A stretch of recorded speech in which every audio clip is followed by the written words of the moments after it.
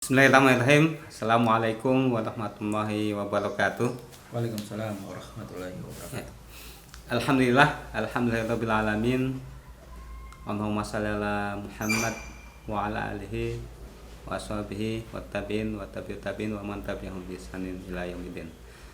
Puji syukur kita panjatkan kehadirat Allah Subhanahu wa taala yang telah memberikan rahmat dan hidayahnya kepada kita sehingga pada pagi hari ini kita kembali bersama-sama bertemu dalam rangka membahas tema-tema yang berhubungan dengan ekonomi dalam kajian pengusaha muslim ya, melalui channel dakwah Buton.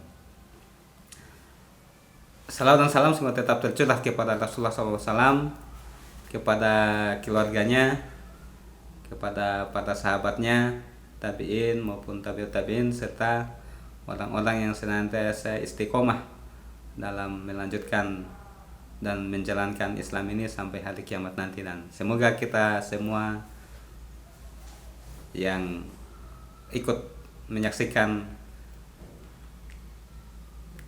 kanal YouTube ini termasuk orang-orang di dalamnya.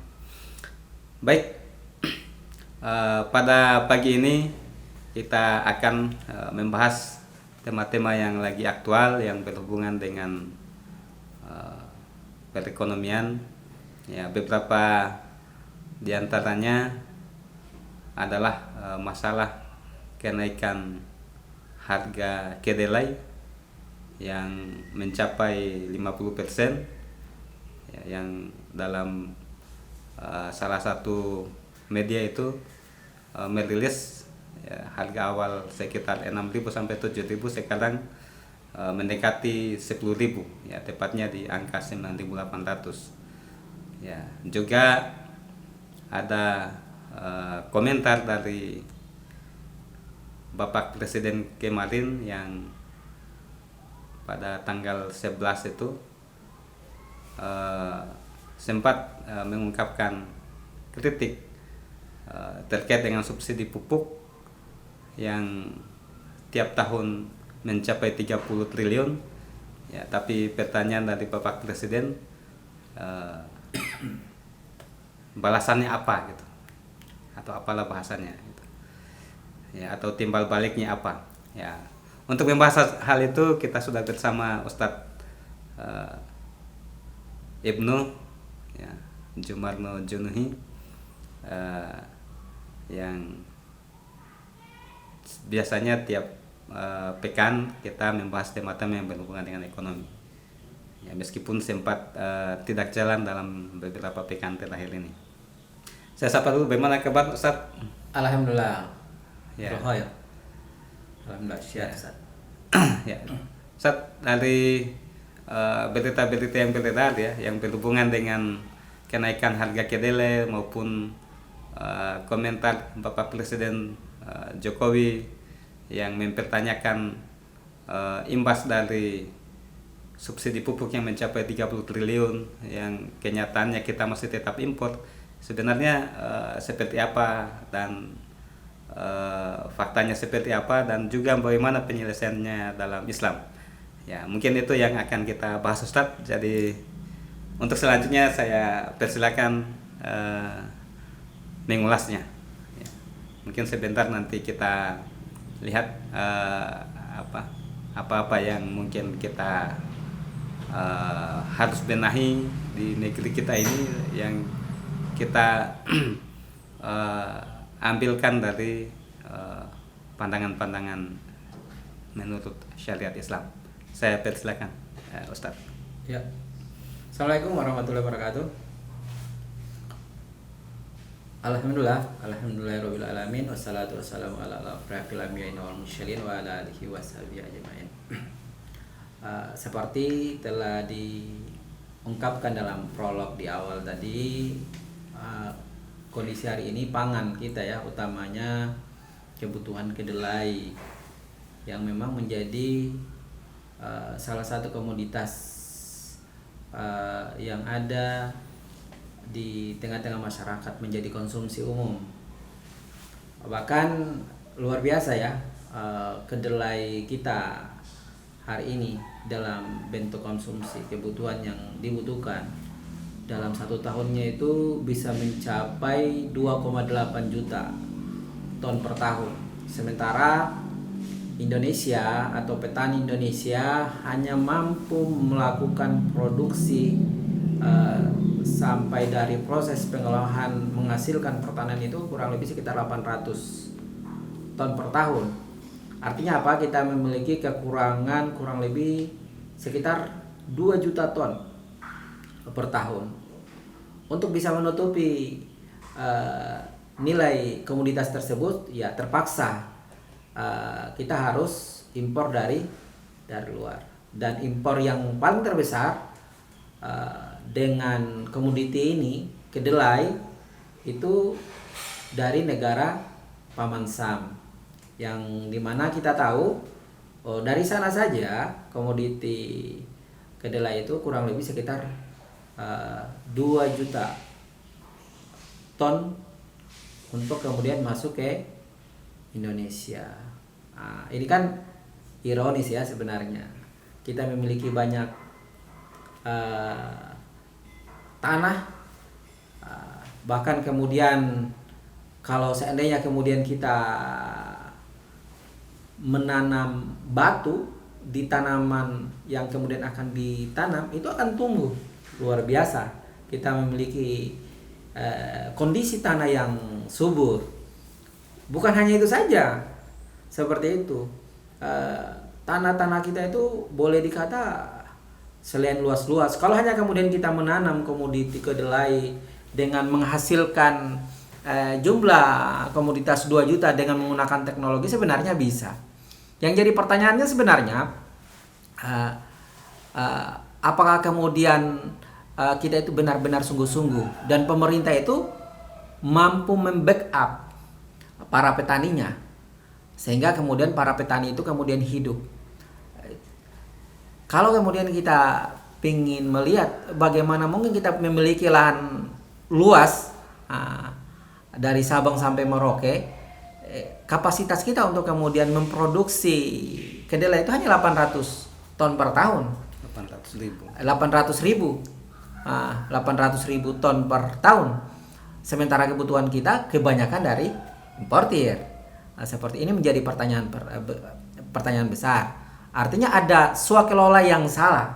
Seperti ada swakelola yang salah dan pemanfaatan lahan dan penanganan yang dari penguasa terhadap rasa atau kontrol, ya walaupun melalui kementerian khusus yang diberikan kewenangan untuk kemudian melihat seperti apa kondisi yang ada di tengah-tengah masyarakat, begitu, khususnya para petani. Apalagi kemudian tadi kalau kita lihat ya lansiran di dalam Kompas itu tanggal 11 bulan 1, kemudian Jokowi juga kemudian mempertanyakan dengan anggaran berapa triliun seperti itu, kemudian di mana subsidi kepada siapa, seperti berarti ada yang salah. Ini berkaitan dengan swakelola sebenarnya. Makanya memang juga dalam pandang Islam itu bagaimana cara mengelolanya. Makanya ada hal yang menarik sebenarnya di dalam sistem kondisi kita hari ini, ya kita tidak bisa elakkan karena sudut pandangnya itu, karena kemudian kita pemahaman yang kemudian kita bangun adalah mindset kapitalis seperti itu, maka mindsetnya adalah dagang, walaupun baik kemudian dari rakyatnya maupun para petaninya. Sementara dalam sistem Islam tidak seperti itu. Makanya di dalam sistem Islam itu bisa saja dengan jumlah lahan kita yang begitu besar, kita tidak perlu kemudian impor sampai keluar. Kalau seandainya kemudian swakelolanya dengan bagus. Bahkan kemudian ada peran negara juga. Negara itu memang benar-benar harus ada di tengah-tengah para petani. Seperti itu, melihat langsung, kemudian mengkondisikan seperti itu, bahkan kemudian memberikan satu mungkin motivasi, keunggulan seperti itu untuk kemudian benar-benar memastikan para petaninya itu mampu dan profesional dalam mengelola hasil pertanian. Jadi seperti itu. Nanti dalam hal sistem pengelolaannya juga sendiri atau kemudian mulai dari proses cocok tanamnya sampai kemudian proses produksinya bisa saja kemudian menggunakan teknologi seperti yang terjadi di negara-negara maju, negara-negara berkembang seperti itu. Tapi ya bukan hanya para petani sebenarnya yang kemudian digenjot, tetapi bagaimana pemerintah juga mampu kemudian memberikan fasilitas sehingga kemudian para petani itu bisa hidup di sana dengan sana. Yang jadi pertanyaan kan sekarang bisa jadi kemudian petaninya itu banyak, tetapi lahan itu tidak ada. Seperti itu. Bisa jadi kemudian petaninya itu ada, lahan itu ada, tetapi proses pengelolaannya itu bahan bibit itu tidak ada. Bisa jadi kemudian lahan ada, proses bibit itu ada, petaninya ada, tetapi kayak gitu karena kondisi alam dan sebagainya seperti itu, faktor-faktor X sehingga kemudian tidak ini ada faktor yang memang membutuhkan swadaya pemerintah, swakelola pemerintah yang kemudian memiliki peran di sana untuk meningkatkan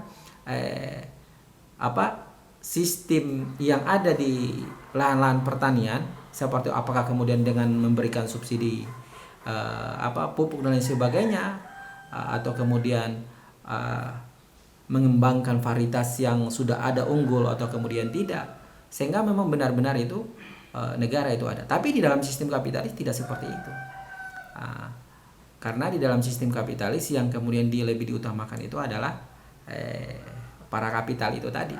Seandainya itu kemudian kelola-kelolanya 800 itu bisa terpenuhin sampai 2,8 juta, ya berarti tidak ada importir. Bisa jadi begitu para pengusaha-pengusaha itu kemudian tidak bisa hidup. Seperti itu. Sebenarnya letak dasar masalahnya itu di sana.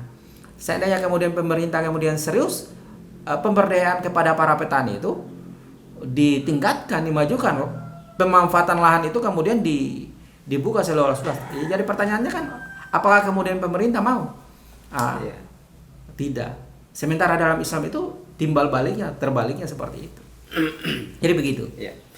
Ya memang menarik Ustadz. Kalau yang saya lihat di beberapa cuplikan media itu bahwa dari segi produksi, untuk produksi kedelai di Indonesia itu kalau dihitung per totalan luas per hektarnya itu sekitar 2 ton per hektar. Sementara kalau di luar negeri seperti di Amerika itu bisa mencapai 4 ton. Ini mungkin ya hanya persoalan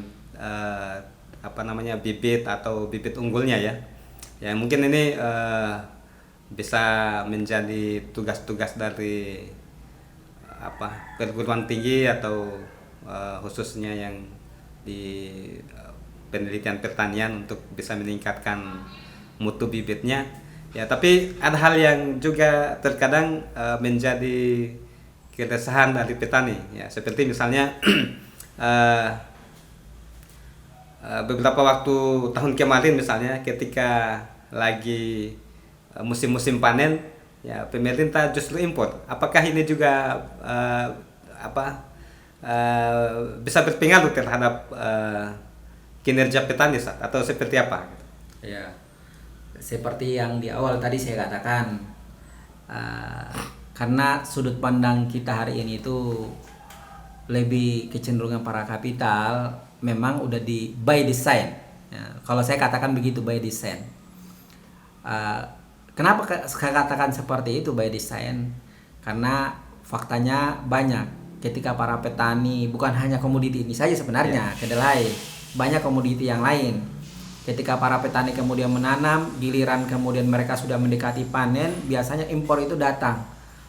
Sehingga nilai ketika kemudian mereka sudah panen, di masa panen, harganya itu jadi hancur-hancuran. Itu kejadian banyak seperti itu. saya katakan bahasanya ini adalah by design. By design itu siapa by design-nya itu ada para kapital. Mereka tidak mau kalah seperti itu. Untuk kemudian bagaimana caranya mereka bisa mendatangkan importir dari luar gitu. Dulu pernah kejadiannya di tahun-tahun sebelumnya beras, bahkan kemudian ada gula dan lain sebagainya, ada garam, seperti itu. Ya karena memang mindsetnya kapitalis seperti itu ya adalah siapa yang berkuasa, siapa yang memiliki kekuatan, dia yang adalah pemilik modal, sehingga kemudian dia bisa main. Sementara para petani itu kan tidak. Mereka sih sebenarnya pada prinsipnya petani itu apa yang kemudian mereka tanam, dia berpikir untuk kemudian dia bisa hasilkan dalam 1 bulan. Ya faktanya ya negara tidak hadir di tengah-tengah masyarakat. Sehingga kemudian biasa yang kemudian terjadi di para petani itu meringis, menangis dengan lahan yang mereka sudah tanamin, hasil yang kemudian mereka sudah dapatin, mereka tidak memiliki apa-apa. Bahkan harganya itu jadi murah. Di situ sebenarnya letak kesalahan dalam sistem kapitalis. Sementara dalam sistem Islam itu tidak seperti itu. Kalau dalam sistem Islam itu didampingin seperti itu, didampingin, bahkan kemudian negara mempunyai andil. Seperti yang saya katakan sebelumnya, bahasanya peran negara dalam pandangan Islam itu adalah riayah su'unil ummah, mengurus urusan umat dari yang paling terkecil sampai yang terbesar. Ini hanya bagian dari terkecil saja, pengelolaannya dalam sektor pertanian saja. Mereka mendamping nanti dilihat dalam sistem pengairan. Kalau misalnya pengairan karena musim mungkin tidak jalan, mereka buat irigasi, bagaimana untuk menunjang penumpang airnya seperti itu. Kalau seandainya kemudian dari bibit unggul, nanti ada fasilitas negara diberikan secara khusus. Mungkin ada penelitian mungkin di tingkat-tingkat lintas-lintas intelektual pendidikan, kemudian dicari bibit unggulnya, ditempatkan seperti itu orang-orangnya untuk kemudian mengelola, dibimbing para petaninya. Dalam pandangan Islam itu seperti itu. Atau kemudian mereka memerlukan tingkat misalnya karena mungkin banyaknya itu hama. Peran negara itu kemudian memikirkan bukan hanya petani. Jadi petani itu memang benar-benar merasa bahwasannya itu negara itu mengurusi mereka sampai kemudian proses produksi. Hanya saja memang dalam pandangan Islam mereka diingatkan seperti itu. Bagi orang yang kemudian para petani ini bertani, ketika kemudian ada disuruh untuk kemudian kepentingan mereka berinfak saja, seperti itu, mengeluarkan zakat mereka saja, seperti itu, sebagai tujuan bahasanya pengikat, pembersih harta mereka, seperti itu. Itu dalam pandangan Islam. Makanya kalau kemudian kita lihat dekadenya di dalam pandangan Islam itu mulai dari fase ke fase, dari zaman Rasul sampai kemudian fase Muawiyah, Abbasiyah, kemudian Utsmaniyah. Sektor pertanian itu luar biasa seperti itu, dan bisa penunjang seperti itu. Masalah-masalah ekonomi pertanian, khususnya sektor pertanian itu bisa teratasi. Jikalau kemudian tidak teratasi, itu bisa diambilkan, disubsidi, tapi tidak begitu, tidak memanfaatkan momen. Seperti bayangkan yang harganya sekarang bisa sampai naik 50% seperti yang dikatakan tadi. Luar biasa itu 50%. Kan kasihan, sementara harga tempe di pasaran itu kita beli saja dengan harga begitu sudah terlihat dia naik 100 perak, utamanya ibu-ibu. Atau misalnya orang-orang yang punya penghasilan di bawah angka yang kemiskinan, seperti itu. Sementara mereka konsumsi, kalau mau beli ikan kan agak mahal, mau beli sesuatu yang daging agak mahal. Ya alternatif komoditi makanan tambahan protein. Itu ya proteinnya itu yang diambil dari itu. Kan luar biasa. Sampai dari angka 7.000, 8.000 jadi 9.800, 9.200. Bayang kalau ini angka tekanan yang kemudian dikatakan ditekan lagi jadi 9.200, diambil impor dari Amerika. Ini luar biasa. Makanya Islam itu sebenarnya sebagai solusi para petani, dan tidak seperti itu tadi, petani tidak didatangkan ketika kemudian hasilnya itu sudah mau panen, didatangkan dari luar. Kalau dalam sistem Islam itu tidak dijaga, benar-benar terjaga. Siapa pembelinya itu sudah ditahu, dicarikan juga siapa yang, sehingga kemudian petani itu bisa hidup. Ya, jadi memang ya banyak ya seperti yang kita ketahui ya, semacam importir hitam gitu. Ya kalau seperti yang pernah dicuitkan oleh Dr. Rizal Ramli itu mengatakan bahwa ya ada rupiah dalam setiap kilogram impor gitu. Ya memang ini salah satu kelemahan dari para birokrat kita di Indonesia sini yang ya mungkin jangankan impor ya, yang kemarin saja yang berhubungan dengan bansos itu masih juga Pretelin. ditilang gitu. Ya masih juga ditilang padahal itu eh, benar-benar untuk kepentingan orang miskin yang bencana non alam gitu. Nah, ini kan sungguh keterlaluan. Ya, ya kemudian ini Sat, artinya kita di Indonesia sini kan dari segi bibit ya kemarin itu ada juga kasus ya di bagian Sumatera sana kalau nggak salah itu ada bibit padi dengan yang merupakan hasil silangan-silangan yang dilakukan secara mandiri oleh petani itu justru dipermasalahkan gitu ya dengan alasan tidak mendapat izin untuk diperjualbelikan ya kemudian kalau kita lihat misalnya luasan lahan-lahan pertanian kita ya itu di Indonesia ini kayaknya banyak lahan tidurnya gitu. Artinya lahannya tidak tidak dimanfaatkan untuk bertani. Ya, mungkin karena petaninya itu pemilik lahannya itu tidak mengolahnya atau misalnya ya pada petani lain yang tidak punya lahan yang ingin bertani tapi tidak punya lahan. Ya, ini sebenarnya solusinya dalam Islam seperti apa?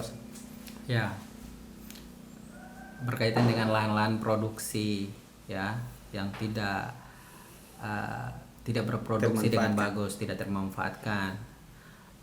Seperti itu kalau dalam sistem kapitalis ya jangan salah ketika kemudian Anda masuk di wilayah yang memang menjadi kepemilikan itu, Anda akan berhadapan dengan hukum seperti itu dan tidak bisa. Semua lahan itu sudah dikapling-kapling. Padahal dalam sistem pengelolaannya itu tidak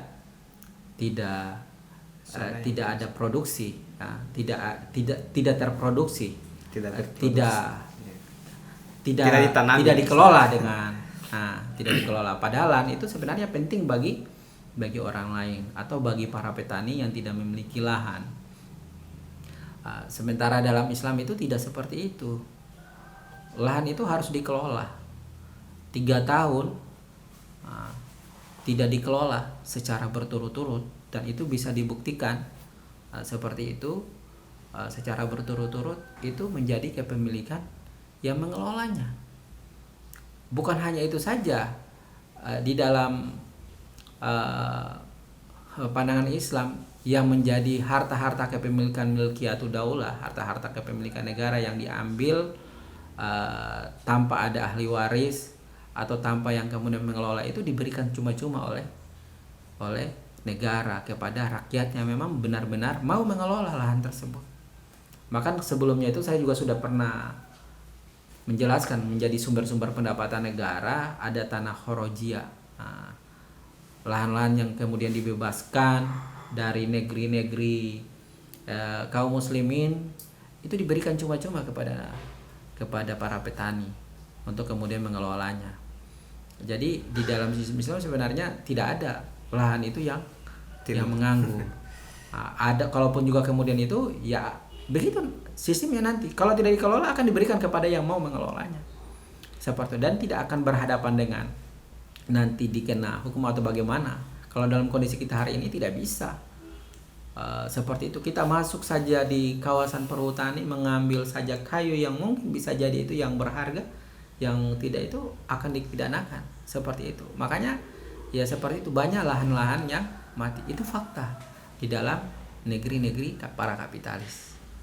Makanya kelola Islam itu hadir sebagai solusi bahwasanya ketika para petani itu kemudian diberikan tidak memiliki lahan akan diberikan oleh negara. Kemudian bahkan seperti yang kasus tadi, orang-orang yang kemudian dengan varian-varian varietas unggul baru dan itu bisa mampu dikembangkan akan ditopang oleh penguasa, sehingga kemudian pengembangannya dan itu bisa menguntungkan buat para petani, akan dimanfaatkan. Kalau para kapital kan tidak seperti itu pandangannya, takutnya mereka tersaingi, varian yang kemudian mereka ciptakan itu tidak terpilih. Para kapital itu karena mindsetnya para kapital itu ya seperti itu, bagaimana produk mereka itu laku dengan menggunakan regulasi yang ada, mereka tempuhin segala macam cara juga, kemudian mereka tempuhin supaya regulasi undang-undang itu memang hadir dan melindungi mereka para kapital. Ya, seperti itu faktanya. Makanya Islam itu begitu luar biasa. Dia bisa melindungi kaum muslimin, bisa menjaga kaum muslim, bisa kemudian eksistensi bahkan kesejahteraan pun juga kemudian bisa terjaga ya. Masalah persoalan-persoalan ekonomi pun juga bisa terrealisasi. Karena tadi fungsi tadi para penguasa itu adalah dalam pandangan syariah itu riayah su'unil ummah, mengurus urusan umat dari yang terkecil sampai yang terbesar. Bukan berbisnis. Bukan berbisnis dengan rakyatnya. Ya. Jadi memang menarik ini Ustaz. Istilahnya dari pembahasan awal tadi yang kita saat ini bergantung dengan impor, ya. Sepertinya kemauan pemerintah untuk bisa bersuasembada itu memang patut juga dipertanyakan ya, karena di tengah-tengah petani misalnya melakukan panen malah impor ya. Nah, itu kan paling tidak menurunkan semangat para petani untuk bertani gitu. Ya. Nah, kemudian terkait dengan bibit unggul, saya pikir tadi memang sudah banyak ilmuwan kita yang jago-jago dalam urusan teknologi begitu, kayak kultur jaringan atau apalah yang seperti itu, yang untuk bisa menghasilkan bibit-bibit unggul. Saya pikir kita tidak kekurangan para ilmuwan di bidang pertanian kalau untuk kasus-kasus Indonesia. Ya, tapi dukungan regulasi juga mungkin yang masih setengah-setengah ya. Antara regulasi bahkan kadang tidak sesuai dengan kebijakan yang antara kebijakan yang tertulis dengan yang dilaksanakan ya kadang-kadang juga tidak sesuai gitu. Ya, makanya lucu juga kalau misalnya pertanyaan yang diajukan oleh Presiden Jokowi kemarin itu sudah menganggarkan subsidi pupuk 30 triliun tapi keluarannya apa? Nah, itu kan pertanyaan besarnya juga ya, sasaran pupuk subsidi itu sampai di petani atau tidak gitu. Karena ya jangan sampai juga misalnya ya hanya bunyinya 30 triliun ya per kilogram tapi sampai di petaninya mungkin masih ada juga yang tidak tersalur keseluruhan ya. Jangan-jangan larinya ke disimpangkan menjadi pupuk yang dijual lagi dengan harga non subsidi. Nah, ini kan menjadi pertanyaan besar juga ya, karena jalur-jalur pengawasan dan buruknya birokrasi kita itu ya mungkin menjadi salah satu faktornya. Ya mungkin ya termasuk masalah penggunaan lahan, itu sangat luar biasa ya. Kalau yang dijelaskan oleh Ustadz tadi ya 3 tahun tidak digunakan, itu dicabut oleh negara, diambil oleh negara lalu diserahkan kepada petani lain yang siap untuk mengelolanya, tapi khusus untuk tanah-tanah pertanian ya, bukan untuk tanah pemukiman. Ya mungkin itu ya beberapa hal yang menjadi supaya kita dalam kedepannya itu bisa negara kita itu bisa swasembada pangan Ya, bagaimana bisa memperkuat ketahanan pangan kita sehingga kita tidak mudah dipengaruhi oleh negara-negara lain. Karena kalau misalnya pangan kita saja sudah bisa ketergantungan pangan kita tergantung pada negara lainnya, sangat mudah untuk merontokkan kedaulatan negara kita, ya. Karena bahasa sederhananya ya, kalau perut lapar itu ya segala kekacauan itu pasti akan timbul gitu. Ya, silakan Ustaz. Ya, dalam pandangan Islam, tinggalkan ketergantungan importir dari luar, kembali kepada swasembada pangan di wilayah kita saja. Manfaatkan lahan yang benar-benar Allah sudah berikan. Kita memiliki lahan yang begitu subur, lahan yang begitu luas, para petani yang begitu mampu mengelola pertanian. Kalau seandainya kemudian ini digunakan, dimanfaatkan benar seperti itu, kita tidak akan ketergantungan kepada importir tempe atau jenis pertanian lainnya. Karena memang dalam pandangan Islam itu tidak swakelola sendiri, peran pemerintah. Jadi dalam pandangan Islam itu memang peran pemerintah itu cukup penting, seperti itu. Dan sebagai pengingat buat kita, maka kita ini muslim, ya, muslim yang taat. Sudah selayaknya seperti itu kita kembali kepada hukum-hukum syariah. Karena ya seperti yang saya katakan tadi di awal, hukum syariah itu adalah salah solusi yang menjadi bagian dari problematika umat hari ini. Ujungnya sebenarnya para kapital. Jangan kembali kepada para kapital. Kapital lihat beberapa dekade ini ya kita harus tinggalkan, karena itu ya benar-benar merugikan kita, cukup merugikan kita, seperti itu. Yang menang itu, makanya ada segmen-segmen tertentu. Dalam pandangan Islam kan tidak seperti itu. Dan pemanfaatan kondisi momen yang ada, ya peran kapital itu luar biasa dalam pengembangan pembangunan ekonomi kita. Mungkin itu saja saya dalam pandangan saya, ya kembalikan kepada konsep syariah, karena konsep syariah bisa menyelesaikan problematika umat yang ada saat ini, ya termasuk para petani kedelai, atau problem yang kemudian tengah-tengah terjadi itu masalah para petani kedelai dan harga-harganya. Mungkin hanya itu saja, ya. Ya, terima kasih Ustaz. Ya, jadi intinya dari yang dibahas Ustaz tadi bahwa tinggalkan kapitalisme, ya. Jadi sistem kapitalisme yang hanya berorientasi kepada keuntungan dan itu kepada pihak tertentu, ya jangan lagi kita gunakan. Ya, kita kembali kepada sistem Islam yang memang sasaran dan tujuan dari bernegara itu lebih kepada meriayah atau mengurus urusan umat, ya bukan mencari keuntungan ataupun menjadi lahan bisnis bagi para kapitalis. Ya, mungkin itu saja ya yang dapat kita sampaikan pada pagi hari ini, ya. Kita sudah melewati waktu sekitar 30 menit, ya. Mudah-mudahan apa yang kita sampaikan pada pagi hari ini bisa bermanfaat bagi pemirsa dakwah Buton sekalian. Ya, kita ucapkan terima kasih kepada Ustadz Jumarno Junuhi, Ustadz Ibnu atas materinya, ya semoga mendapat rahmat dan berkah serta pahala dari Allah Subhanahu wa taala, dan semoga bermanfaat bagi kita semua.